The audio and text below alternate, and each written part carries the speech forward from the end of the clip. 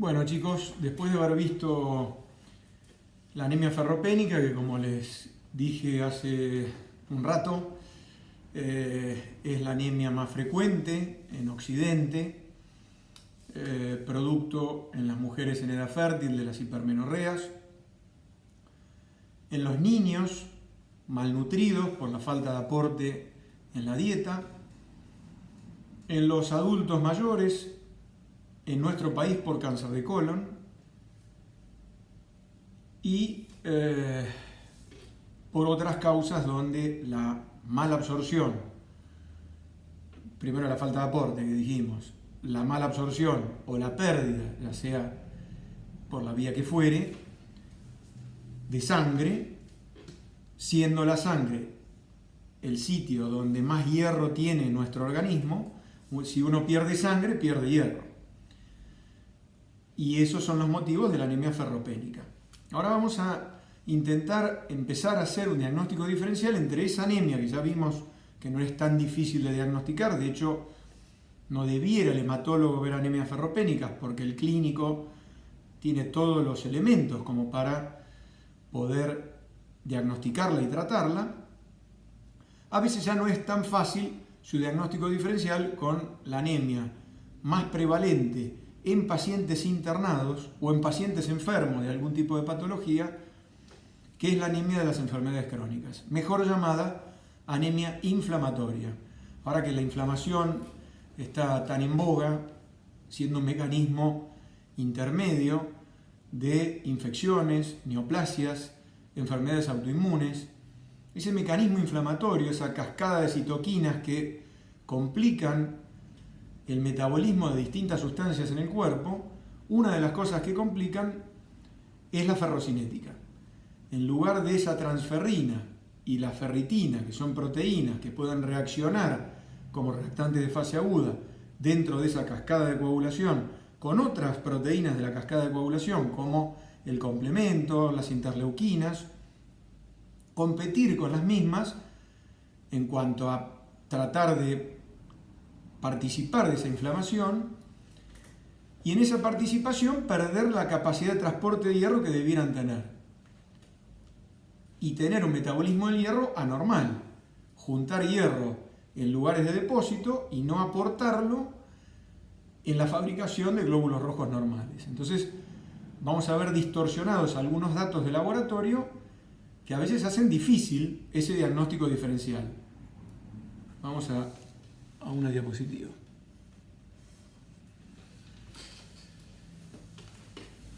Si caracterizamos a las anemias de las enfermedades crónicas como anemias que pueden ser microcíticas hipocrómicas o normocíticas normocrómicas, cuando es normocítica normocrómica será más fácil crear una hipótesis de anemia de las enfermedades crónicas y no tanto cuando es microcítica, porque es más fácil de confundirse con una anemia ferropénica. Entonces veremos los reticulocitos. Los reticulocitos se les llama reticulocitos porque son células que conservan el ARN en su citoplasma, que si son vistos con una técnica especial de tinción supravital o contados actualmente en un aparato automático, pero que también utiliza esa técnica de tinción supravital, vemos en forma de reticulado en el citoplasma esos restos de ARN. ¿Y qué significa que estuvieran todavía esos restos de ARN? Que salieron antes de tiempo de la médula ósea para intentar compensar la falta de glóbulos rojos, o sea, la falta de oxígeno tisular, y por lo tanto están creándose nuevos glóbulos rojos para compensar esa carencia de oxígeno. Y ahí aparece la reticulocitosis, sobre todo si la anemia era por pérdidas, entonces todavía la capacidad del hierro y de respuesta de la médula ósea es normal, y menos si hay un factor inflamatorio, y menos aún si hay insuficiencia de producción de la médula ósea, como sería el caso de una mielodisplasia. Mielo es médula y displasia es una alteración cualitativa de producción, puede ser cuantitativa también, que hace que la capacidad de respuesta de la médula ósea sea menor a la normal. Entonces ya esos reticulocitos no serán altos cuando requiera de mayor oxígeno tisular, porque la médula no podrá compensar esa necesidad fabricando más glóbulos rojos. Pero si los hubiera, nos dan una idea de que el índice de producción reticulocitaria, hablamos de una médula hiperregenerativa, regenerativa o hiporregenerativa, como les dije en esos 3 ejemplos anteriormente. Y los estudios ferrocinéticos completos son los que vimos en la charla anterior.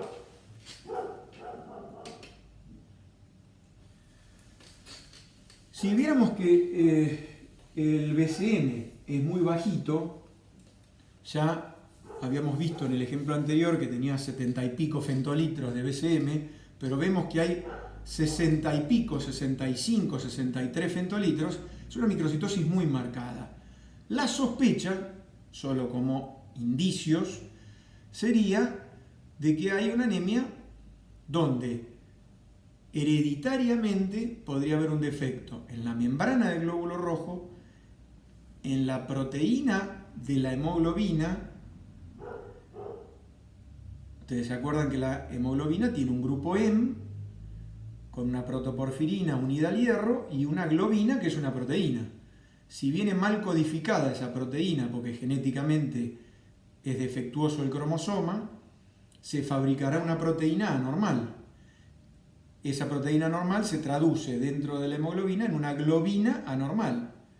Y si la cadena de globina yo la voy a medir con una electroforesis de esa hemoglobina, cuando separo las proteínas vemos que hay un exceso. En lugar de tener hemoglobina A1 de 80-90%, hemoglobina A2 del 1-2% y hemoglobina fetal con restitos, que es la hemoglobina del adulto, puede haber una hemoglobina A2 de más de 3,5 o hemoglobinas fetales más altas.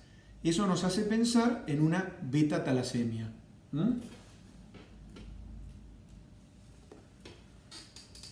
Acá hay un ejemplo de conflicto, diría yo, de controversia más que de conflicto, de diagnóstico diferencial, dicho en términos semiológicos más correctos, con un ejemplo de otra paciente de 22 años,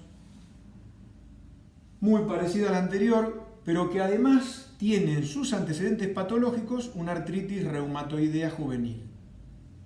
Tuvo esa desgracia, además de tener su problema de menstruación abundante o de abuso de ingesta de AINES, como tenía esta paciente, que nos puede hacer pensar en una gastritis erosiva y en una pérdida digestiva de sangre que es equivalente a la hipermenorrea de la paciente anterior.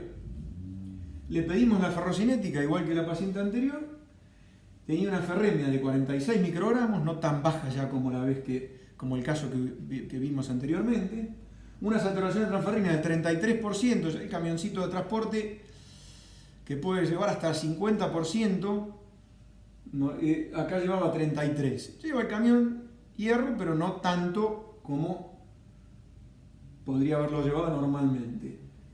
Y tiene una ferritina de 10 nanogramos, sería la ferropenia del caso anterior, pero en este caso tiene 33, o yo puse o 120, ya el hierro de depósito alto. Entonces, ferremia baja, saturación más o menos normal y un depósito de hierro que puede tener todo ese espectro, entre 10, 30 o alto. Si tiene tanto hierro en el depósito, quiere decir que la proteína que abre el portón de salida del hierro de depósito, que se llama ferroportina, me confundí, esa ferroportina que puede no funcionar bien en este tipo de anemia de las enfermedades crónicas o anemias inflamatorias y dejar el hierro dentro, en lugar de liberarlo porque hace falta en la médula ósea, lo guarda en el sistema retículo endotelial.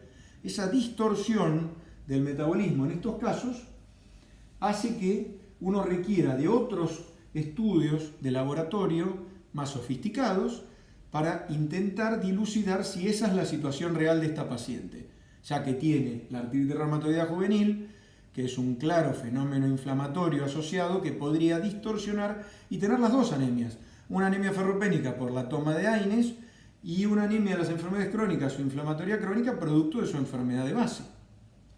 Ahí uno se tiene que valer de otros datos como los receptores de transferrina. No se hacen en todos los laboratorios, pero es un ejercicio intelectual. Si yo tengo receptores de transferrina a nivel tisular altos, quiere decir que hay todavía posibilidades de que ese receptor esté con la intención de captar hierro, pero no lo tiene. Si los tengo muy altos, quiere decir que hay falta de hierro real. Si están saturados, quiere decir que el hierro está escondido y no disponible para ser utilizado.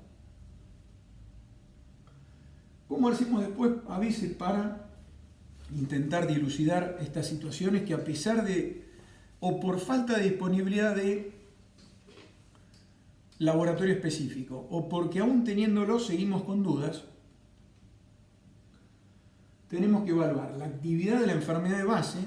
Ustedes saben que las enfermedades autoinmunes, como cualquier otro tipo de patología subagudo crónica, tiene periodos de actividad y periodos de descanso. Tiene esa forma de sube y baja. Si nosotros, mediante la parte clínica y o serológica, determinamos que hay una gran actividad de su patología de base, nos llevaría a pensar que ante una PCR o eritro muy alta, con una hipergamaglobulinemia policlonal muy alta y con la pobre joven que no puede ni abrir las manos, muy probablemente ese fenómeno inflamatorio está jugando un rol preponderante. O si tiene síntomas digestivos. Si la paciente tenía un síndrome de acidismo y un cambio de color de su materia fecal que nos hace pensar en una melena, pues también nos harán inclinar nuestra decisión final a un tratamiento empírico dándole hierro o no. A veces llegamos a estas situaciones donde no podemos ser tan taxativos y debemos elegir el mal menor.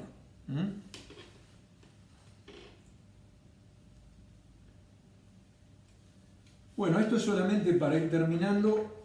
La anemia normocítica normocrómica, como su nombre lo indica, tiene tamaño y color normal, entre 80 y 100, sobre todo el BCM, acuérdense que es el más importante.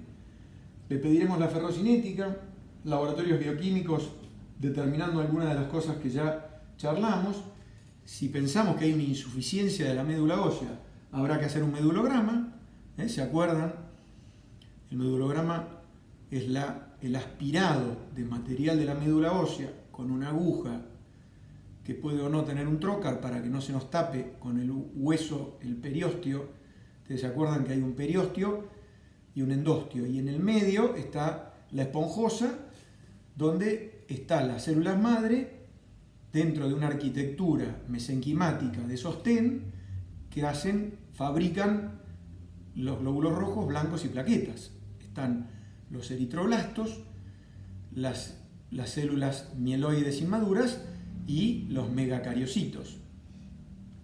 El estudio es el aspirado en el esternón o en la cresta ilíaca, pasando el periósteo con una aguja, aspirando y observando el hematólogo citológicamente ese material, o mandándolo a un bioquímico especializado en citometría de flujo, donde esas células con anticuerpos monoclonales van a determinar una especie de mapa de características de esas membranas citoplasma o citoplasma, y concluyendo ese bioquímico si se trata de una célula eritroide, mieloide, megacariocítica, normal o patológica.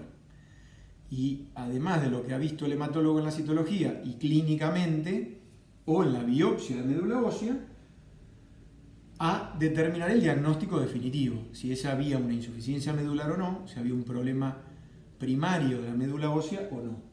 Y ahí están esos estudios específicos que serían la citometría, el citogenético y o la biopsia de médula ósea, que ya no es el aspirado, sino la extracción de un cilindro óseo que va a ser puesto en un material de descalcificación y normalmente asociado a formol y enviado a anatomía patológica. Ahí un hematopatólogo va a analizar ese tejido y a ver las características del tejido de sostén y de las células primaria de la médula ósea y nos va a dar información a los hematólogos para que concluyamos si ese enfermo con anemia ya tiene una patología primaria de la médula ósea. Bueno, los voy a dejar de nuevo, los voy a saludar viéndome la cara y hasta la próxima charla.